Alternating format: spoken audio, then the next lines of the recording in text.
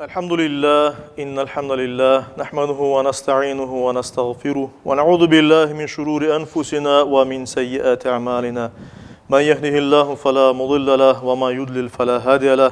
Neşhedü en la ilahe illallah vahdehu la şerike leh ve neşhedü enne Muhammeden abduhu ve resuluhu erseleh. Ya eyyühellezine amenu ittaqullaha hakka tuqatih ve la temutunne illa ve entum muslimun.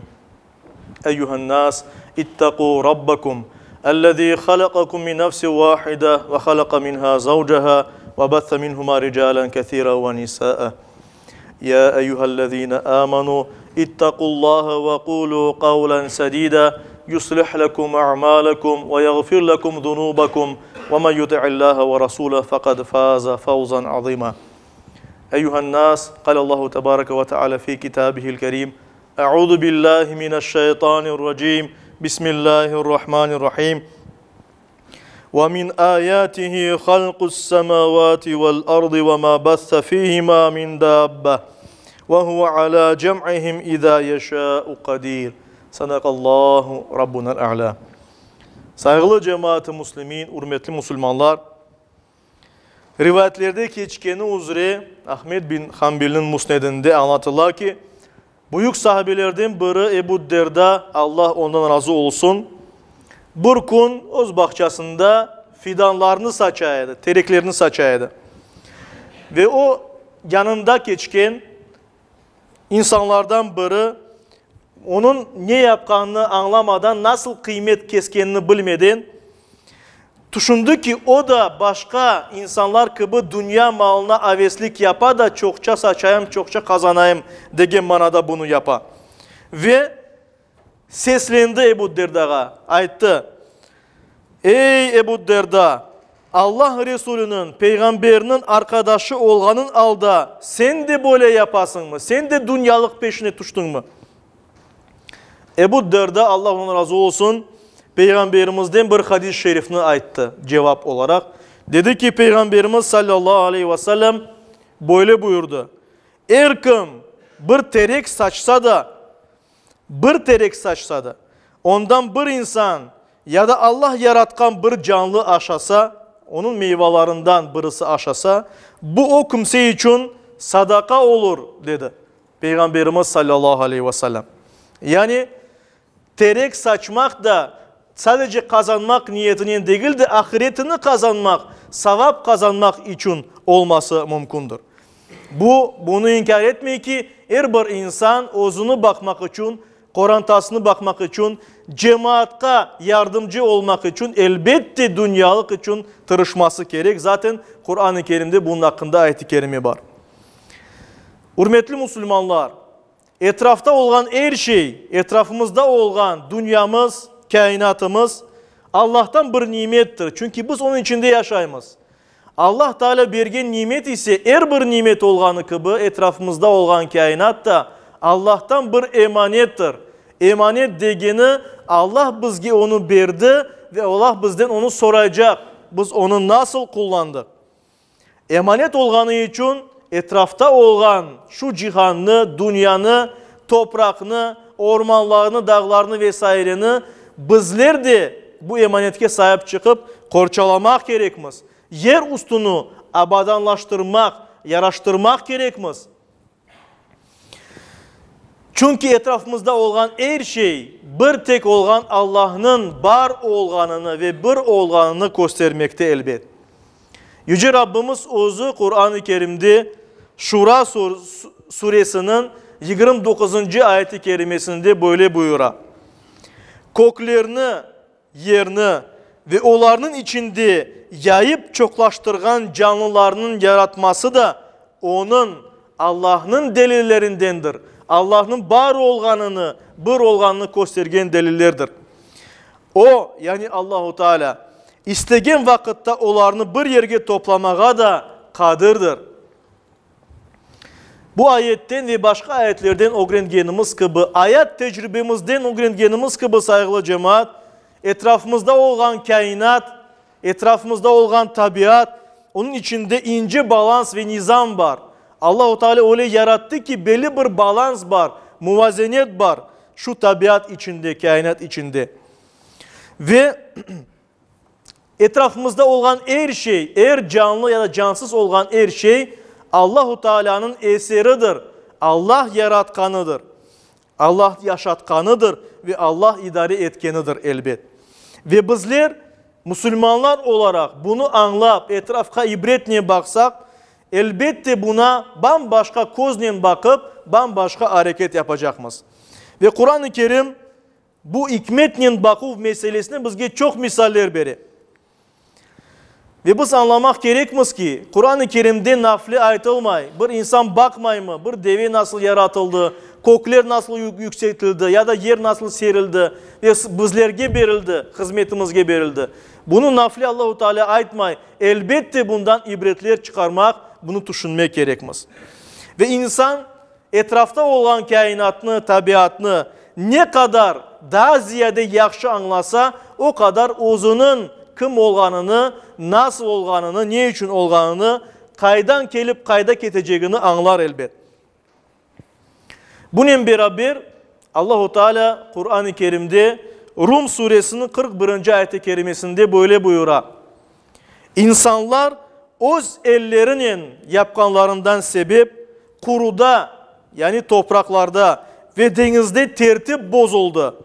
Öyle ki Allah yapkanlarının bir kısmını onlara tattırsın.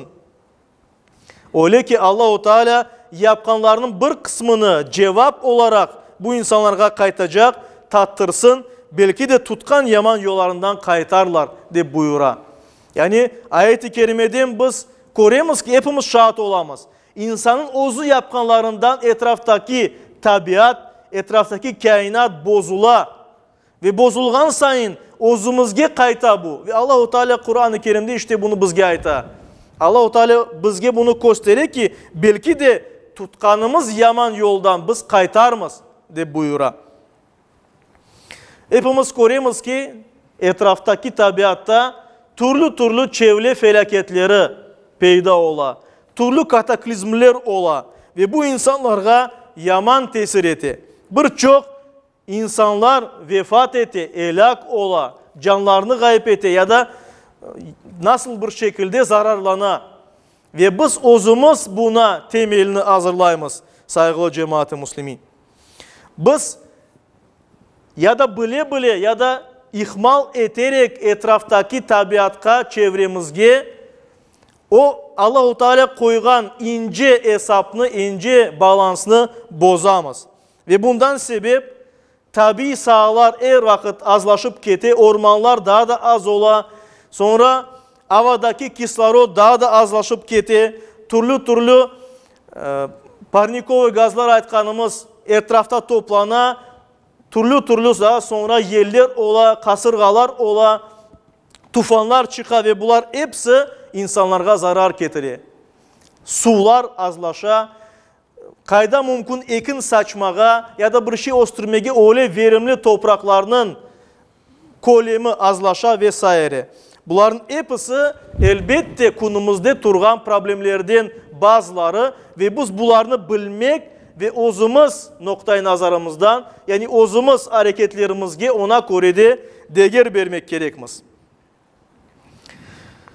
Kur'an-ı Kerim'de Allah-u Teala İsra suresinin 44. ayet-i kerimesinde böyle buyurar.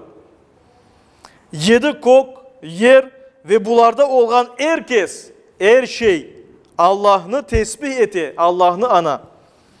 Onu maktaf ile tesbih etmeyen hiçbir şey yoktur. Ama siz onların tesbihini, Allah'ın anmalarını anlamazsınız. O Allah halimdir, yumuşaktır, bağışlayıcıdır, lütfeticidir.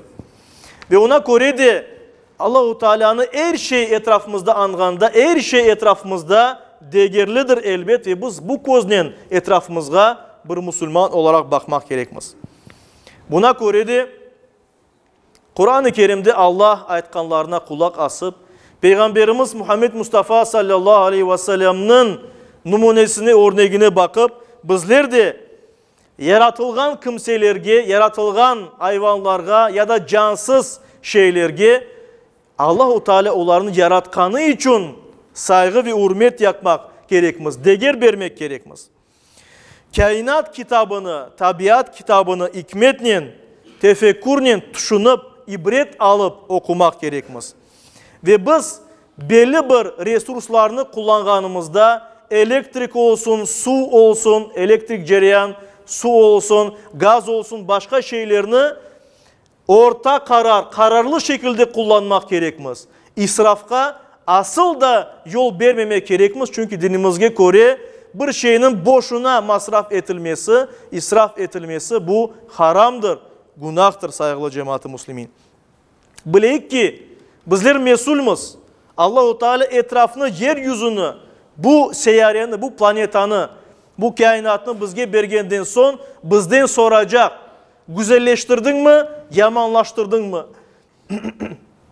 Ve her bir insandan ayrı ayrı bu sorulacaktır. Saygılı cemaat-i muslimin, ona göre her birimiz özümüzden bu sualini vereyik. Unutmayın, kainatının, tabiatının, her şeyinin asıl sahibi Allah-u Teala'dır. Biz emanetçimiz, bizge vakitka verilgen, bir vakit için bunlar verilgen ve biz bunun cevabını verecekmiz. Ve unutmayın ki biz ecdatlarımızdan şu vatanımızı, şu toprakını, kainatını miras olarak aldık ve gelecek nesillerimizge, ballarımızga daha da güzel, daha da yaxşı şekilde vermek, kaldırmak gerekmez saygılı cemaat-i muslimin. Ona göre de Yüce Rabbimiz her birimizge şu anlayışla yaşamağa, çevreden, etrafımızdan, tabiattan, kainattan ibretler almağa nasip eylesin. Her daim bunu düşüngen, haramlardan uzak olan, Allah-u Teala'ya inangan, Müslüman olarak yaşap, Müslüman olarak son nefesini bergen kimselerden, Müslümanlardan olmağa nasip eylesin. Amin.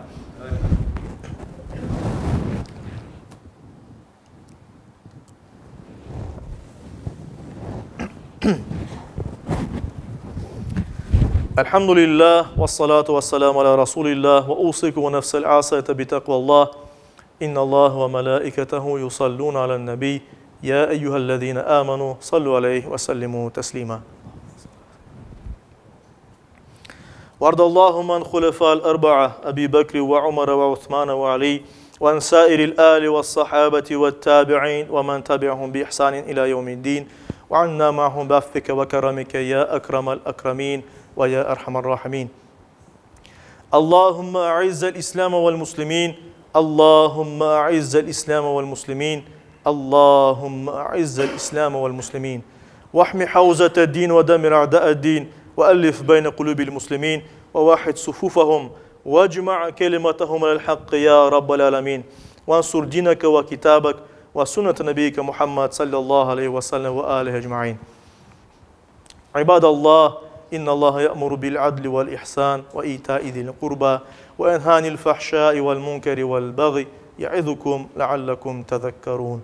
صدق الله ربنا الأعلى وأقيموا الصلاة.